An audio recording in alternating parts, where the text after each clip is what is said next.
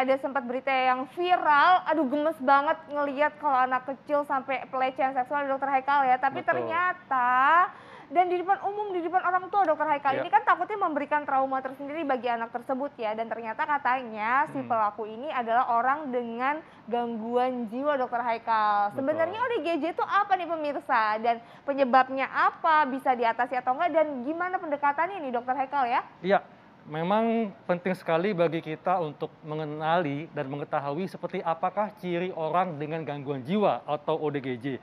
Dan tentunya ini bukan berarti membuat kita menjadi antipati atau menjadi malah menjauhi, tapi bagaimana kita untuk bisa membantu penyembuhannya. Ya. Nah, di tengah kita sudah ada Dokter Laharu Kembaren, dokter psikiatri. Pagi dok, apa kabar? Selamat pagi Dokter Haikal, selamat pagi Intan, salam sehat jiwa. Salam sehat jiwa.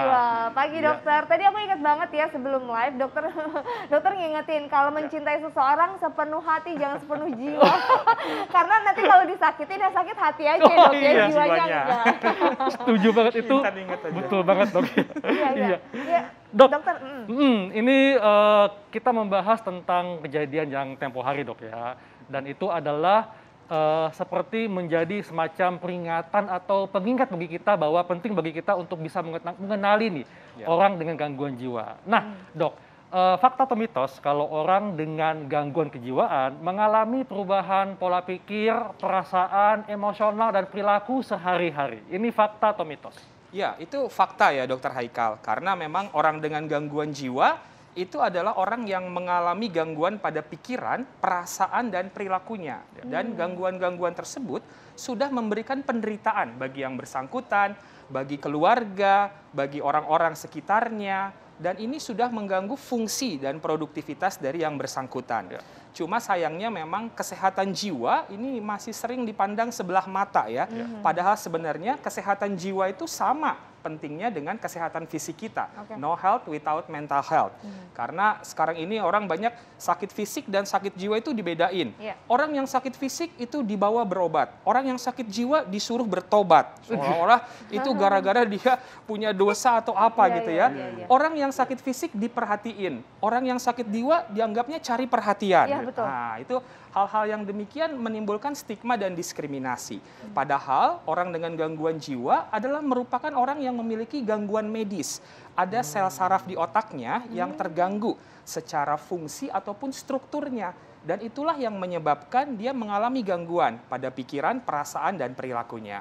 Oke, nah tapi dokter ini mungkin tanda-tanda yang bisa kita melihat ini kalau kita tuh harus aware bahwa orang ini memang sepertinya ada gangguan jiwa. Ini gimana sih dokter? Karena kan kadang-kadang kita nggak bisa membedakan ya, nggak bisa ngenalin karena kayaknya kita melihatnya awalnya kok perilakunya kayaknya baik-baik aja, tapi ternyata setelah ada kejadian baru kita tahu gitu dok. Ya, jadi benar sekali bahwa kita perlu untuk mengenal ya tanda dan gejala dari orang dengan gangguan jiwa. Tadi dia, gejalanya adalah di pikiran, perasaan, dan perilakunya. Sama kayak penyakit lain, misalnya COVID ya. Gejala-gejalanya apa? Ada demam, panas, batuk pilek, sesak gitu ya. Anosmia, nggak bisa mencium bau. Nah, orang dengan gangguan jiwa, kita akan lihat dari, oh kok cara berpikirnya berbeda ya. Jadi lebih overthinking, sering curiga sama orang lain, paranoid. Atau moodnya, perasaannya. Kok berubah-berubah ya? Ada kadang-kadang sedih, murung, sampai ada keinginan untuk mengakhiri hidup, melukai diri sendiri atau self-harm. Atau juga gangguan dalam perilakunya. Kok dia kayak ngomong sendiri, ketawa sendiri, dan melakukan perilaku-perilaku yang aneh, yang tidak bertujuan. Nah, itu menunjukkan nih bahwa yang bersangkutan punya masalah dengan kejiwaannya. Dan kalau menemukan hal-hal yang seperti itu, kita kenali dan segeralah dibawa konsultasi ke profesional kesehatan jiwa agar bisa cepat mendapatkan pertolongan. Iya. Dok, mungkin masyarakat ingin tahu dok lebih jauh bahwa kalau ada perasaan mood swing, kemudian rasa cemas atau gelisah itu kan hal yang harafiah atau normal dapat dialami oleh siapa saja. Nah, bagaimana cara kita mengenali bahwa kecemasan atau kekhawatiran yang kita alami itu merupakan suatu hal yang wah ini udah nggak bener lagi nih. Nah itu bagaimana dok caranya? Ya, jadi apa yang Dr. Haikal sampaikan benar ya, bahwa memiliki rasa cemas, takut, khawatir, sedih dalam satu waktu kehidupan kita itu wajar dan alamiah. It's okay to not be okay dalam satu waktu hidup kita, boleh-boleh aja. Yang penting jangan berlebihan, jangan berkepanjangan.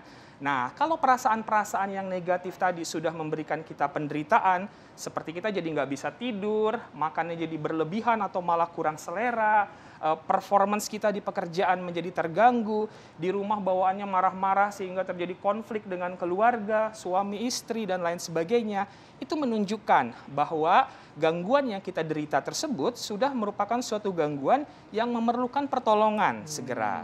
Seperti itu. Oke, nah ini tapi juga yang jadi pertanyaan bagaimana dengan korban, kan terkadang ODGJ menimbulkan korban yang nantinya sang korban menjadi trauma dan bisa juga ODGJ ya dokter ya. Tapi nanti kita akan bahas pemirsa sesaat lagi, jangan kemana-mana, tetap di Hidup Sehat.